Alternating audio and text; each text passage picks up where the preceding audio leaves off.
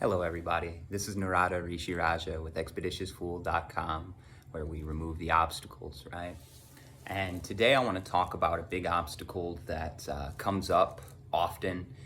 People ask me about this a lot when they start their process, especially after they've done like a 1-month breath work program with me.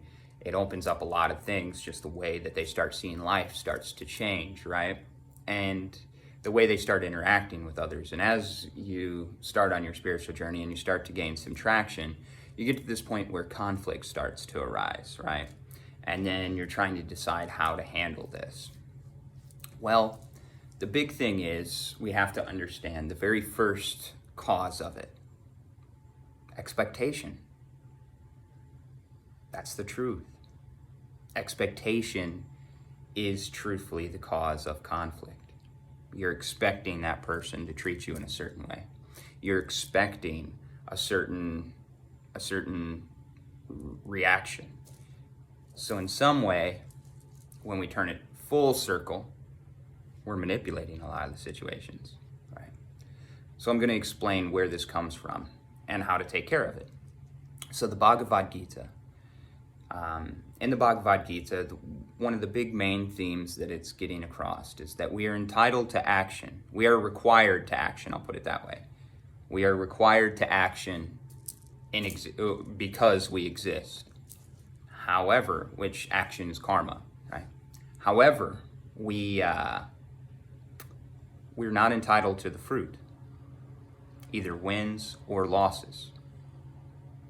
I'm going to relate this to a couple different things.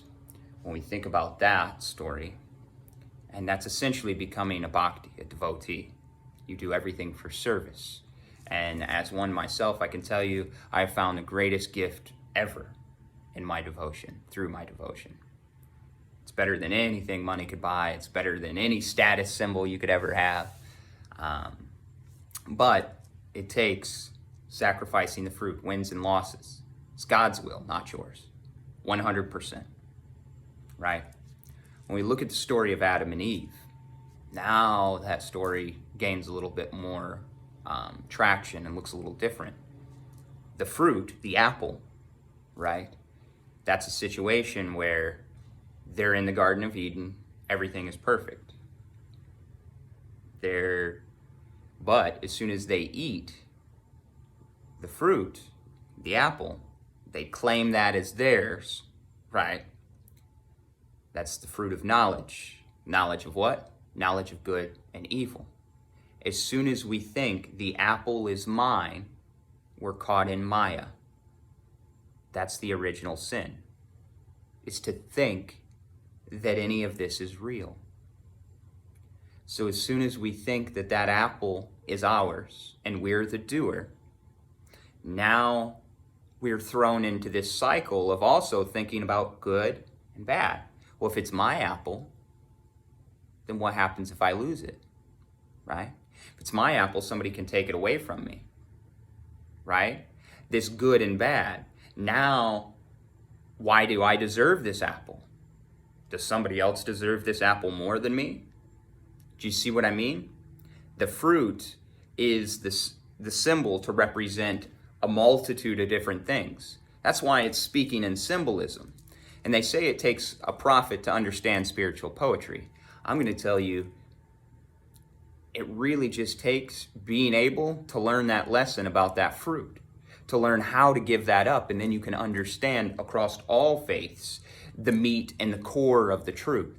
Now, there's also a whole lot of added stuff by people that didn't understand what I'm talking about by this fruit analogy. This fruit analogy literally just, it makes the line. It says, this way you can live in the garden of bliss, right?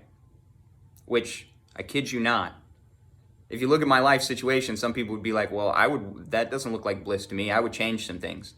My experience, it's the garden of bliss. When you find that deep level of bhakti, devotional consciousness, and that's the reason why you do everything that you do, you get to return to the Garden of Eden. Oh, you still live in a whole existence of all kinds of people that are not in that garden.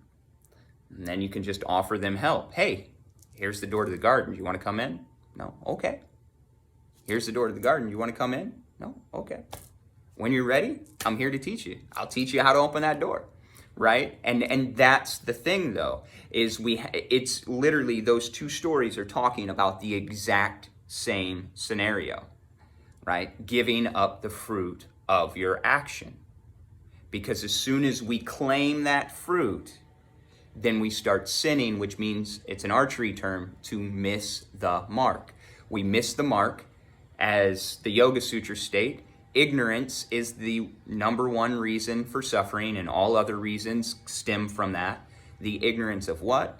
That this that we touch and feel here is the reality.